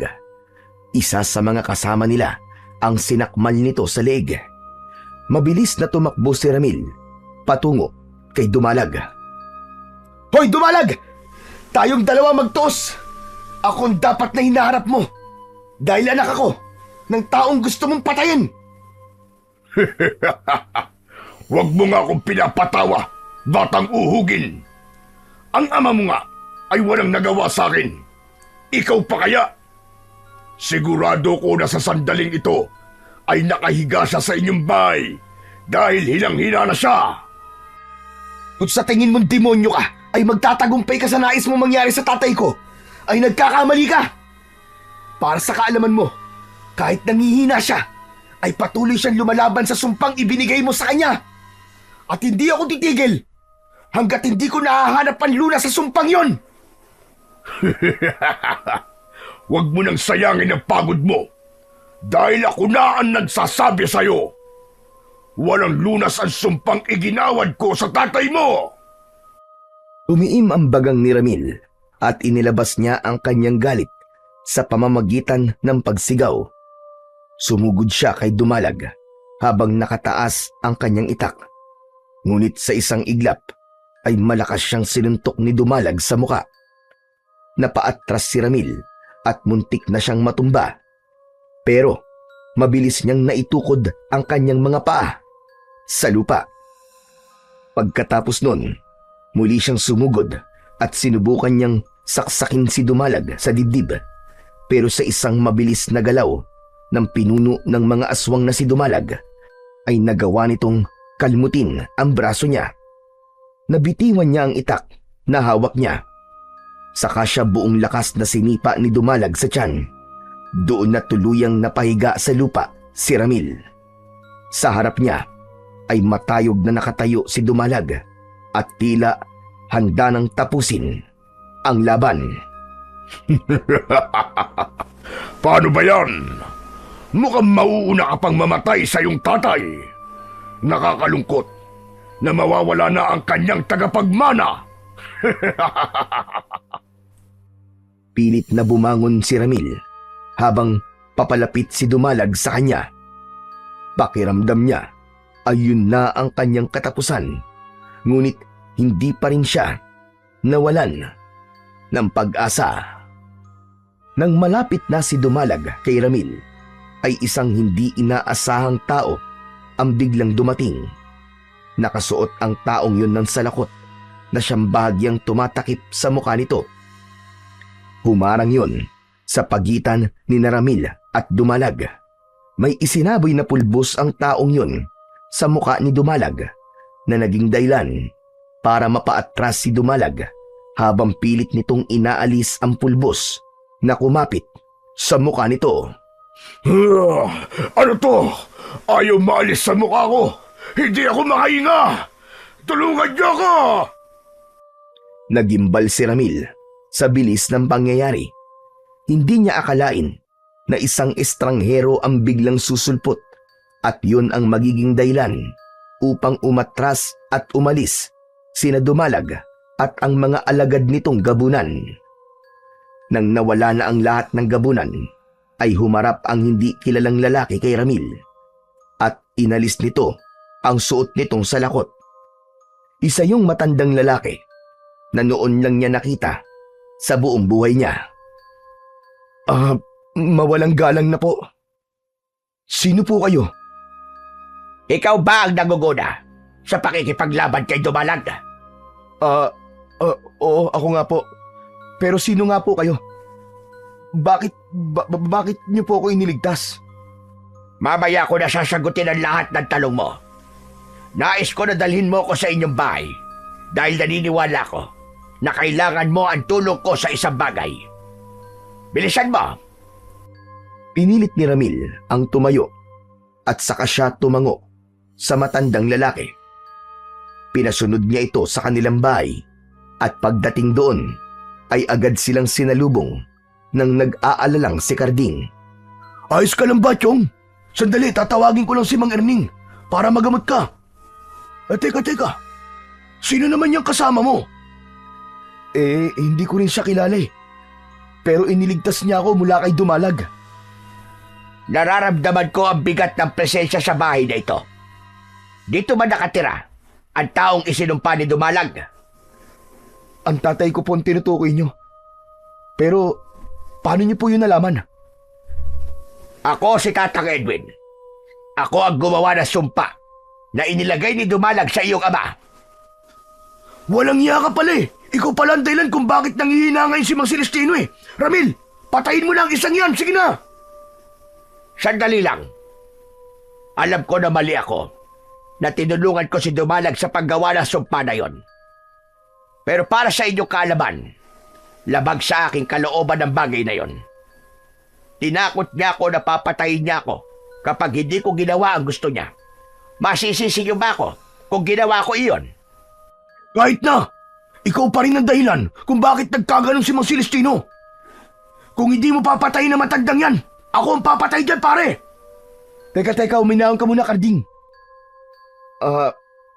Mang Edwin, kung kayo po ang gumawa ng sumpa na ibinigay ni Dumalag kay tatay, ay malamang, alam niyo rin po kung anong lunas dito. Tama po ba? Tama ka, Ramil. Kaya ako nandito ay upang itama ang aking pagkakamali. Pero nais ko mag-usap tayo na kasama ang iyong ama. Hali po kayo sa kwarto niya.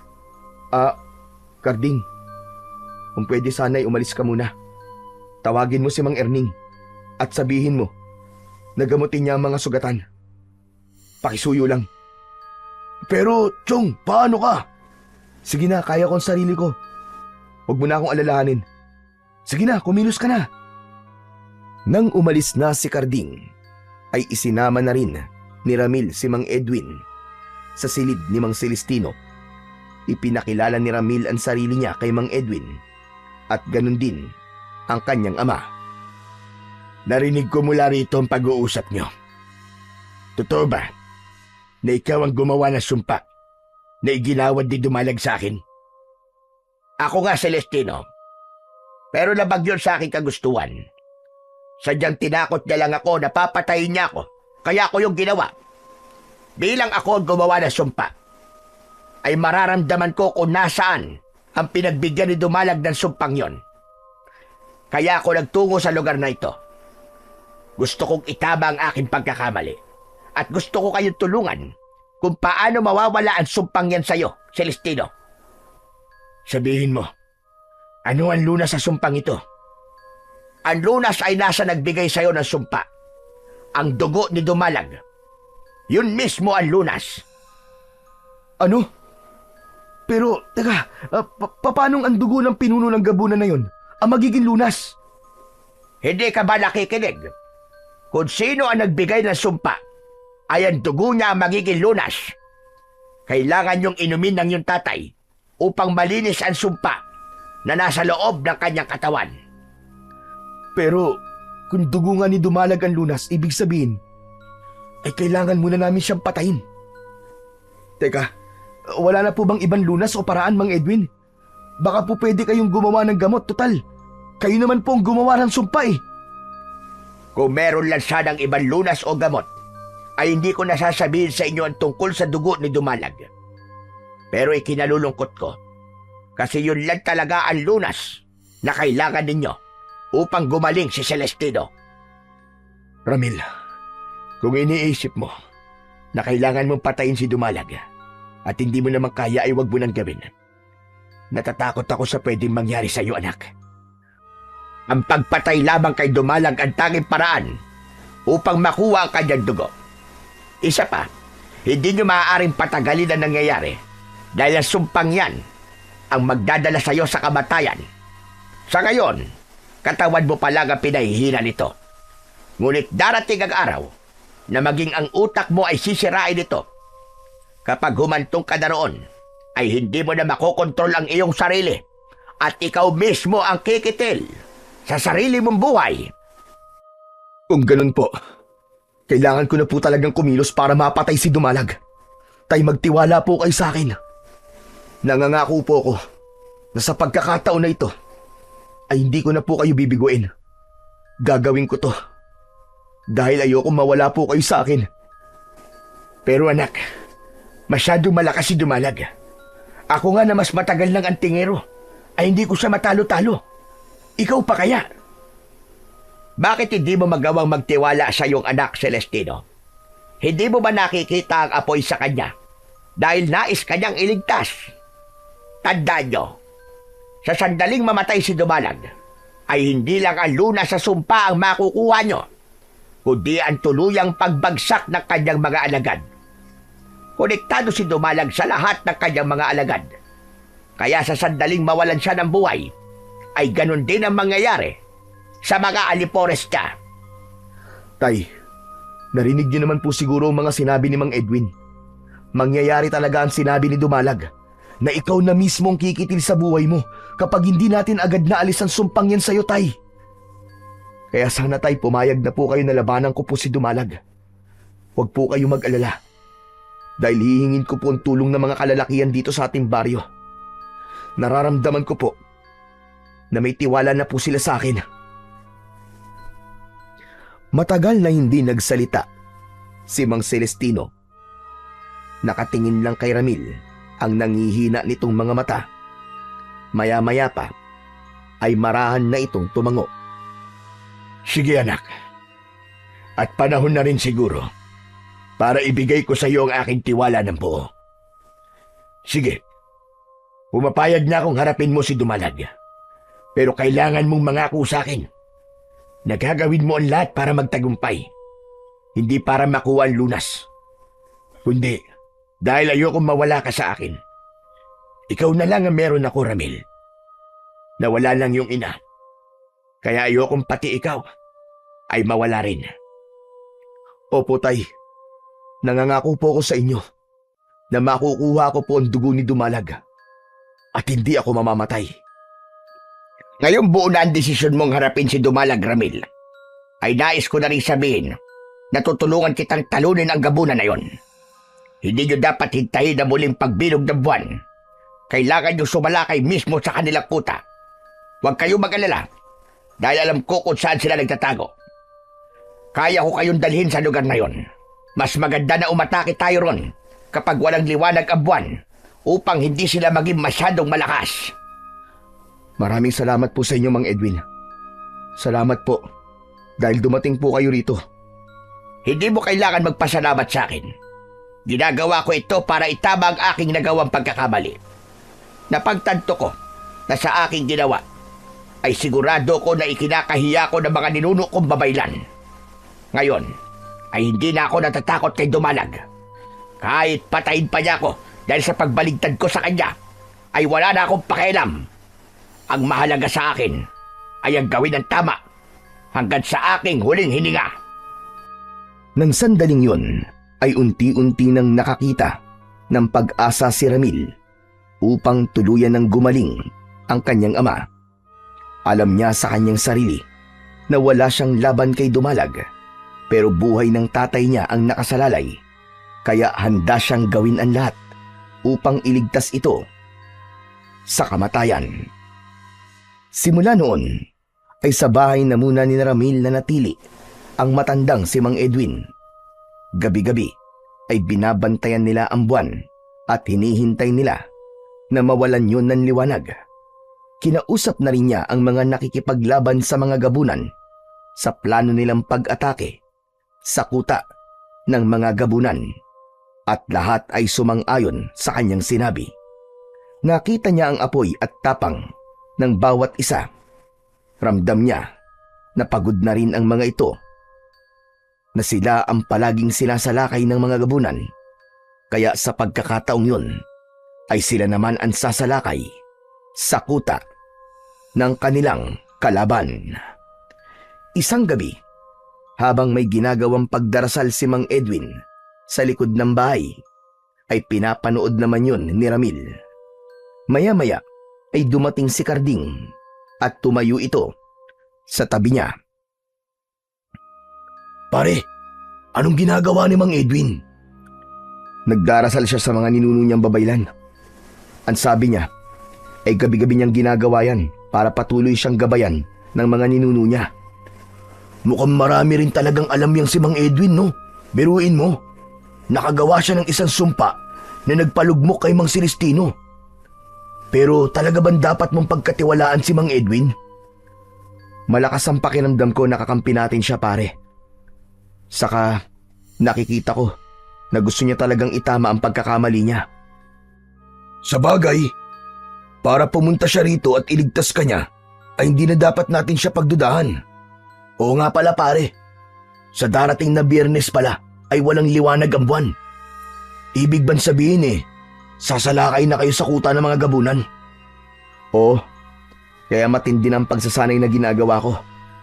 Wala akong ibang gustong mangyari, kundi patayin si Dumalag at kunin ang dugo niya nang sa gayon ay gumaling na si tatay.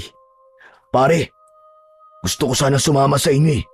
Gusto kong makisa sa pakikipaglaban sa pagkakataong to. Ano? Sigurado ka ba, Karding?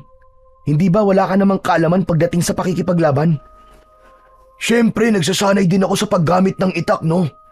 Saka, naisip ko na kailangan niyo ng dagdag na puwersa at ako na yun. Pagkakataon ko na rin to para makabawi sa mga ginawa ng tatay mo para sa baryo natin. Natuwa naman ako sa sinabi mong yan, pare. Salamat. Kung yan ang gusto mo, ay hindi kita pipigilan. Maraming salamat talaga, Chong. Malaki ang maitutulong mo sa amin. Patuloy na pinanood din na Ramil ang pagdarasal ni Mang Edwin. Doon niya napagtanto na malapit na pala talaga silang sumalakay sa kuta ni na Dumalag. Kaya naman, nagkaroon siya ng kaba at pag-aalinlangan sa kanyang sarili. Hiniling niya sa Diyos na sana ay sapat na ang pagsasanay na ginagawa niya upang magtagumpay sila sa kanilang misyon. Hanggang sa sumapit na ang gabing pinakahinihintay ni Ramil, ang gabi kung kailan walang liwanag ang buwan. Nagtitipon-tipon sa harapan ng bahay ni Ramil ang mga kalalakihang sasama sa pagsalakay sa kuta ng mga gabunan. Kabilang naroon si Karding na may dalang itak, habang si Ramil at Mang Edwin naman ay nasa harapan na ng mga yon. Mga kasama, makinig kayo. Alam kong lahat tayo ay may takot na nararamdaman ngayon. Pero isipin nyo kung bakit tayo narito. Wala tayong ibang iisipin ngayon, kundi ang ating tagumpay. Ilang taon na tayong natatakot. Ilang taon na tayong palaging sinasalakay. Kaya ngayong gabi, ipaparamdam natin sa mga gabunan ang pakiramdam na salakayin ng kanilang kuta. Bago tayo umalis, ay isipin nyo ang mga mukha ng mga mahal nyo sa buhay. Hindi tayo lalaban para sa sarili lang natin. Lalaban tayo para sa lahat ng umaasa sa atin. Malakas na sumigaw ang mga kalalakihan. Labis na natuwa si Ramil dahil sa pagkakataon na yon ay naramdaman niya na may tiwala na ang lahat sa kanya. Pumasok si Ramil sa bahay nila at pinuntahan niya ang kanyang ama. Mas nanghihina na ito kumpara sa mga nakaraang araw. Hindi na ito nakakapagsalita at ang tanging kaya na lang nitong gawin ay ang tignan si Ramil. Tay, ipagdasal niyo po kami. Sana po ito na ang huling beses ng pakikipaglaban natin kay Dumalag. Huwag po kayo mag-alala, Tay. Dahil tutuparin ko po ang ipinangako ko sa inyo. Babalik ako rito ng buhay. Nagdala ang lunas sa inyong karamdaman. Hinalikan ni Ramil sa noo ang kanyang ama. Nakita niya ang pagluha ni Mang Celestino. Nang dumating na ang magbabantay kay Mang Celestino, ay nagtungo na si Ramil papasok sa kagubatan. Nasa unahan nila si Mang Edwin na siyang kanilang gabay papunta sa kuta ng mga gabunan. May dala silang lampara at sulo na may apoy. Habang naglalakad ay kinausap si Ramil ni Mang Edwin. Isang sisidlan na maliit na gawa sa itim na tela ang ibinigay ng matanda sa kanya. Ano po ito, Mang Edwin? Naaalala mo ba yung pulbos na isinaboy ko sa mukha ni Dumalag nung iniligtas kita? Yan ang laman ng sisidlan na yan.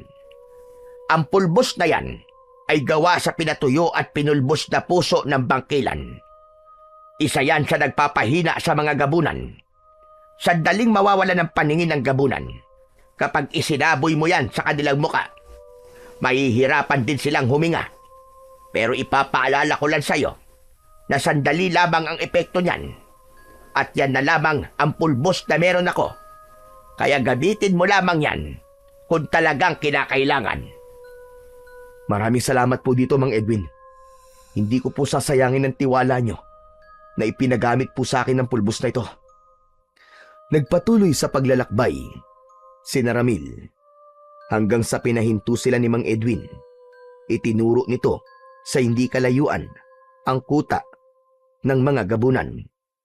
Natatakpan ng nagtataasang mga puno ang mismong kuta, kaya hindi nila yun masyadong nakikita. Yung may mga dalang sulo, sunugin niyo ang kubol ng mga gabunan. Kailangan mataranta sila. Habang yung iba naman ay umatake kagad kapag nakita nyo na nagkakagulo na ang mga gabunan. Ako na ang bahala kay Dumalag. Ramil, tanggapin mo din ang boteng ito. Dito mo ilagay ang dugo ni Dumalag. Sa sandaling mapatay mo na siya. Tinanggap ni Ramil ang maliit na bote na ibinigay sa kanya ni Mang Edwin at inilagay niya yon sa bulsa ng kanyang pantalon. Sa hudyat ni Ramil ay kumilos na ang 5 lalaki na may dalang sulo. Nang makalapit ang mga yon sa kuta, ay itinapon ng mga yon ang sulo sa mga kubol. Mabilis na nilamon ng apoy ang mga kubol at mula roon ay lumabas ang mga gabunan. Maging ang pinuno nila na si Dumalag ay lumabas na galit na galit. Ang mga tao! Nahanap nila ang ating kuta! Sige! Patayin niyo silang lahat! Huwag kayong magtitira ng buhay! Ngayon na! Oras na! Para tayo naman ang umatake! Sugod mga kasama! Sabay-sabay na sumugod si Ramil sa kuta ng mga gabunan. Agad na hinarap ng mga kasama ni Ramil ang mga gabunan. Lahat ay determinadong manalo sa digmaan sa gabing yun. Habang ang mga mata ni Ramil ay nakatutok lamang kay Dumalag, sinamantala niya na nakatalikod si Dumalag sa kanya. Mabilis siyang tumakbo at agad niyang itinarak ang itak sa likod nito. Umalingaw-ngaw ang malakas na sigaw ni Dumalag sa buong kagubatan. Mabilis itong humarap kay Ramil at sa isang malakas na suntok nito ay lumipad si Ramil. Napahiga siya, ngunit agad din siyang bumangon. Ipinakita niya kay Pinunong Dumalag na hindi na siya natatakot dito at handa na siyang makipagsabayan. Nais niyo na ba talagang mamatay? Kaya kayo na ang sumalakay sa aming kuta? Nagkakamali ka! Hindi namin nais mamatay, Dumalag. Ang nais namin ay kalayaan sa takot sa inyo. Ang gusto namin ay matapos na ngayong gabi ang kasamaan ninyo, Dumalag! Hindi pa isinisilang ang papatay sa akin! Nagkakamali ka! Dahil nasa harapan mo na ang papatay sa'yo! Sa isang iglap ay umatake si Dumalag. Mabilis ito na parang kidlat. Hinarang ni Ramil gamit ang kanyang itak ang mga kuko ni Dumalag. Buong puwersa niyang tinaga ang kamay nito. Nang sumirit ang dugo ni Dumalag, ay mas lalong lumakas ang loob ni Ramil. Malakas na sumigaw si Ramil at magkakasunod niyang inatake ang pinuno ng mga gabunan. Bumaon ang kanyang itak sa iba't ibang parte ng katawan ni Dumalag. Malinaw kay Ramil ang kanyang layunin ng gabing yun. Yun ay ang patay na si Dumalag upang makuha ang lunas para sa karamdaman ng kanyang ama. Ang bagay na yun ang nagbigay sa kanya ng tapang upang siguraduhin na matatalo niya si Dumalag. Sandaling lumayo ang sugatan at dugoong si Dumalag kay Ramil. Habol nito ang paghinga. Ano? Ano, Dumalag? Natatakot ka na ba? Nararamdaman mo na ba ang iyong katapusan? Huwag kang masyadong maging kampante. Bago pa lang umiinit ang laban natin. Ngumisi si Dumalag at saka ito muling sumugod kay Ramil. Mabilis na inilabas ni Ramil ang sisidlan na ibinigay sa kanya ni Mang Edwin. Itinaktak niya sa kanyang palad ang pulbos na laman ng sisidlan at nang halos 100 dangkal na lamang ang layo ni Dumalag sa kanya, ay isinaboy niya ang pulbos direkta sa mukha nito. Malakas na napasigaw si Dumalag. Nagwala ito habang pilit na inaalis ang pulbos na kumapit sa buong mukha nito. Habang hindi nakakakita si Dumalag, ay marahang naglakad si Ramil palapit dito. Walang hiya ka! Hindi ka patas lumaban! Talagang sa'yo pa nang galing ang mga salitang yan. Bakit ikaw ba? Tinanong mo na ba ang sarili mo kung patas kang lumaban na demonyo ka? Kung hindi sana kayo nang gagambala ng mga tao, ay hindi mo to sasapitin! Huminto si Ramil sa harapan ni Dumalag habang patuloy ito sa pagwawala. At anong sabi mo sa akin nun? Walang lunas ang sumpa na ibinigay mo sa tatay ko. Meron, Dumalag. At ang dugo mo, ang mismong lunas! Hindi na nag-aksaya ng oras si Ramil. Buong lakas niyang itinaas ang kanyang itak at ibinaon niya yon sa leeg ni Dumalag. Agad niyang hinugot mula sa bulsa ng kanyang pantalon ang maliit na bote. Inalis niya ang takip nun at isinahod niya yon sa dugong lumalabas sa malalim na sugat ni Dumalag sa leeg. Nang mapuno ng dugo ang bote, ay tinakpan niya na yon at muling ibinalik sa kanyang bulsa. Napaluhod si Dumalag dahil sa labis na panghihina.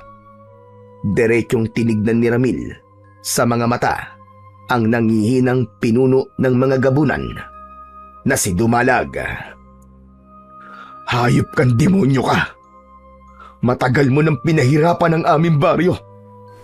Nagkamali ka sa sinabi mo na kaya mo akong patayin dahil hindi mo alam ang kayang gawin ng isang anak na gagawin ng lahat para iligtas ang buhay ng kanyang ama.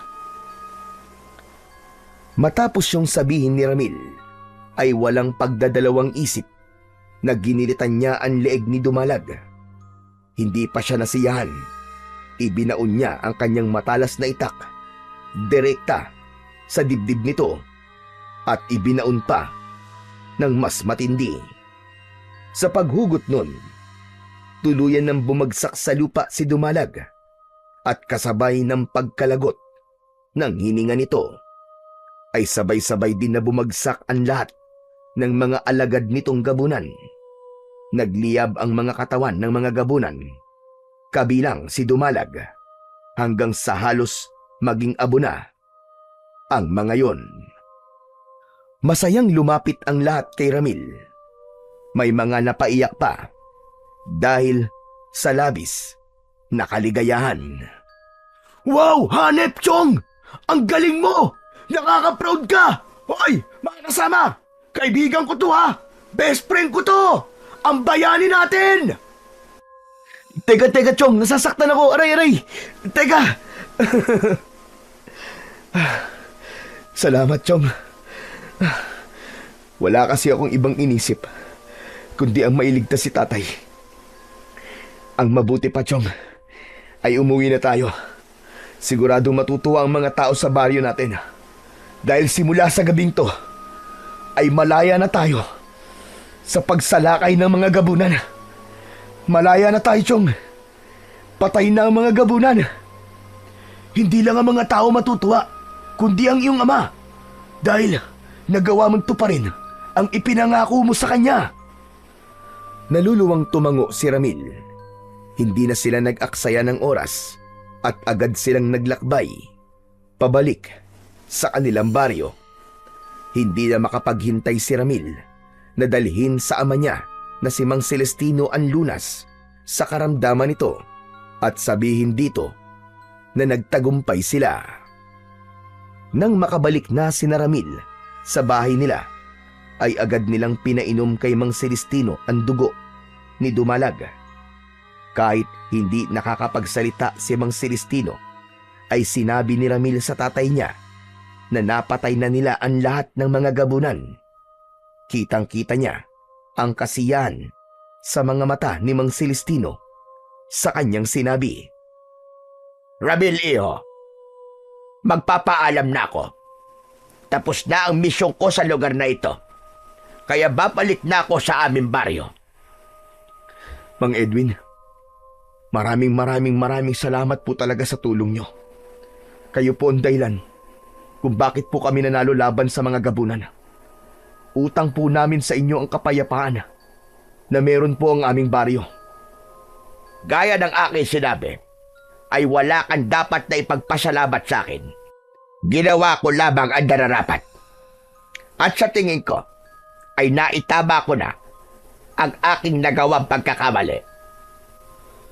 Sana po ay mawala na ang bigat na dinadala nyo sa inyong dibdib. Naiintindihan ko po na nagawa nyo lang po yun dahil natakot po kayo para sa inyong buhay. Basta, Mang Edwin, kung gusto nyo pong bumisita, ay bukas po ang aming tahanan para sa inyo. Maraming salamat. At huwag ka na rin mag-alala dahil sigurado ko nagagaling na ang iyong tatay. Alagaan mo siya habang siya ay nagpapalakas. Matapos magpaalam ni Mang Edwin, ay tuluyan na yung umalis. Habang pinagmamasdan ni Ramil ang papalayong matanda, ay hindi maalis ang kasiyahan na kanyang nararamdaman dahil hindi na siya makapaghintay na muling bumalik ang dating lakas ng kanyang ama. Isang linggo lang ang lumipas, ay tuluyan na ngang gumaling si Mang Celestino at unti-unti nang bumalik ang lakas nito. Labis na natuwa si Ramil dahil bukod sa hinangaan siya ng mga tao, ay naliwanagan na rin ang tatay niya tungkol sa pangarap ni Ramil. Hinayaan na siya nitong mag-aral sa kolehiyo upang pagdating ng araw ay maging isa na siyang guro.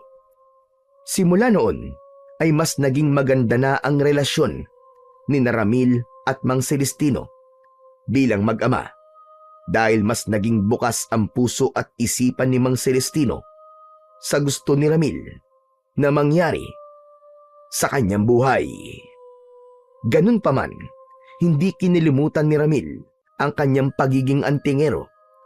Patuloy siyang nagsanay at naintindihan niya na maaari pa rin niyang pagsabayin ang pagtupad niya sa kanyang pangarap at ang tungkulin niya sa mga tao bilang anak ng pinakamalupit na antingerong manunugis sa kanilang baryo.